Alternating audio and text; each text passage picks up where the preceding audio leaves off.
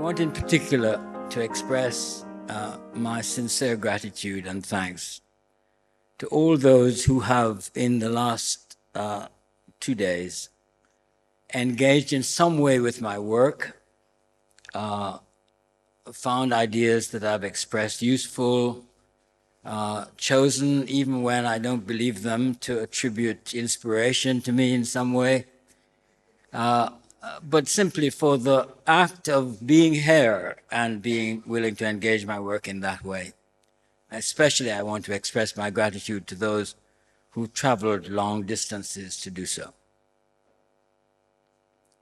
Now, I can't in any way repay what they've done, because I can't begin at this point to try to reply or respond in any detail to the many things which have been said and the important ideas which have been circulated and the points which have been raised. Now, since I can't respond in detail, what on earth can I do?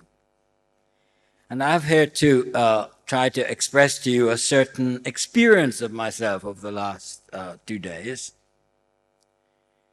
And that is to say, I keep looking around trying to discover this person that everybody's talking about. Occasionally I recognize them. I sort of know him. He has a kind of familiarity every now and again. I know a lot of the ideas. I recognize some of the quotes, but I have to confess, not all. There are one or two I'm very grateful to acknowledge. And I hope to get the reference before you depart. But this experience of, as it were, experiencing oneself as an object, of encountering oneself from the outside, as another sort of person, next door, as it were.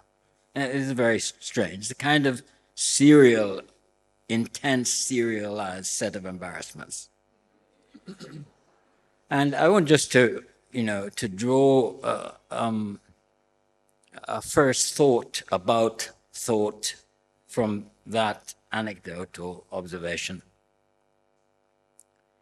I think theory is rather like that, theorizing or thinking, in the sense that one confronts the absolute unknowingness or the opacity or the density of the reality of the subject one's trying to understand, which presents itself first to one as both too multifarious, too complicated, with its patterns too hidden, its inner connections unrevealed, etc. And there's a sense in which one has to stand, as it were, back outside of oneself in order to make the detour through thought back to grasp what it is one's trying to think about in another way, in another mode. I think the world is resistant to thought. I think it's resistant to theory. I don't think it likes to be thought. I don't think it likes to be understood. And therefore, thinking is a kind of labor. It's a kind of work. It's not, something which simply just flows from inside one. And one of the perplexities about doing intellectual work is that, of course, to be any sort of intellectual is to attempt to raise one's self-reflexiveness to the highest maximum point of intensity. Someone referred, I think Mac Rustin, earlier on to my early work on Henry James, and what a bizarre thing it is that this is where my career should have started.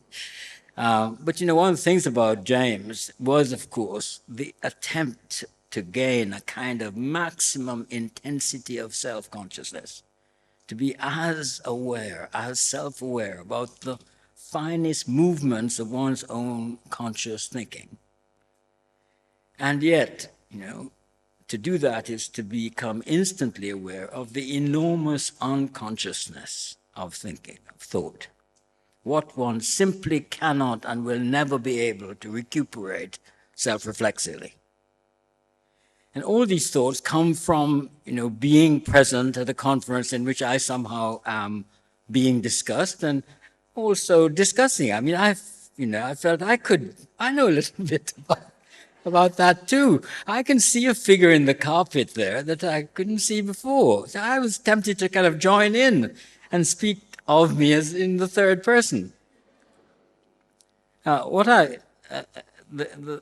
what I wanted to say about that is, of course, that constantly in this context, everyone sees all sorts of things about oneself and one's own thinking, and connections in one's work, and patterns behind the patterns, which one could not possibly see for oneself. One never will see for oneself.